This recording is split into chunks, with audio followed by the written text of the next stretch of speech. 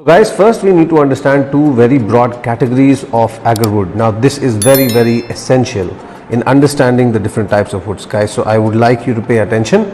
Now let's start with plantation wood. Now plantation wood is basically something which is grown artificially. It is not found in the wild. It is nice smelling, but it does not have the magic of old wild wood which is found in the wild by accident.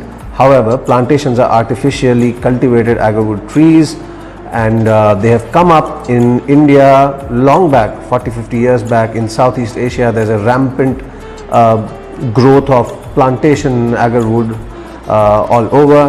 So guys, let me show you the basic differences between how these would look like, and there are some confusing pieces in here as well. So this is how a standard plantation wood piece should look like. If you see closely, this has got good amount of resin on it, all right, but you see the piece is not completely dark colored. It has a lot of white patches, which suggests that this wood does not have a really deeper infection. All right, the areas where the wood becomes dark is suggestive of resination, which is the natural agar wood formation, and it may form due to physical damage, an insect burrowing the wood and causing an infection inside. Fungal molds can come up, which can lead to agar wood formation. So everything that can potentially cause damage to the trees will eventually lead to agar wood formation, and this is only found in about 8% of the total number of trees in a particular area. So it's a very small amount that we are talking here. So this is how an artificially cultivated, inoculated piece of agar wood looks like. It's light, it is very thin, all right, like wafers of chips, potato chips, something like that. But when you take up a wild piece, it will have a typical appearance like this. Now this is a very special sort of piece, which is almost like moderate grade. It's not too expensive, not too on the higher scale. You can see this is a more solid piece. It has proper resination on the outside, and if you cut this piece through and through, you will see some resonated parts in here. Now let me show you something which can confuse you.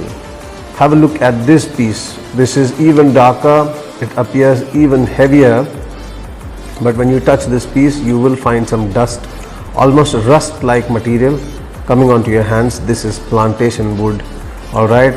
Usually what they do in the jungles is put iron nails into these trees, and these trees are forcefully inoculated with some organic material at times as well, or just leaving the nails there causes physical trauma to the trees, leading to agar wood formation. So this appears awesome, this looks awesome, all right, and it also sinks. This is a very heavy piece, so it may confuse a new buyer into thinking that this is a wild agar wood piece, but it's not. You can see the hollow points where they've put nails, and you get that rusty material onto your hands, and it does not smell too good as well.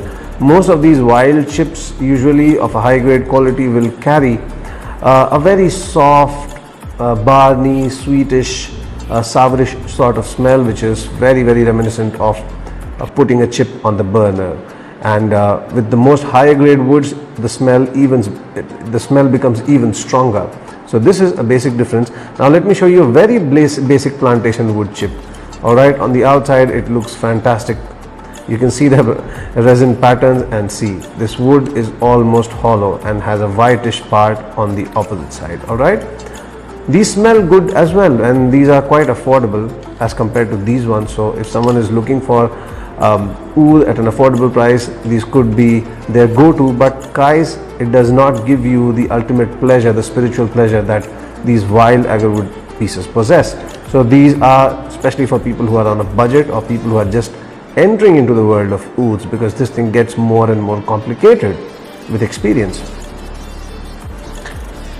So guys, these are typical Gyronops woods, Gyronops agar wood species, which are basically found in the coastal regions. And there's something which I found of particular interest. Most of these chips have a lot of fiber content. So this is very hard wood. This is a very hard piece of wood, and it's a proper solid piece. You find the resination, and you find these thick fibers at the bottom. All right, this is very typical with coastal wood. You can see some fibers here as well. Now this is Sri Lankan Garryonops from the island of Sri Lanka, and you can see the similar sort of fibers in here. Lot of fibers, then you have some moss formation up here, and you've got resin embedded in between.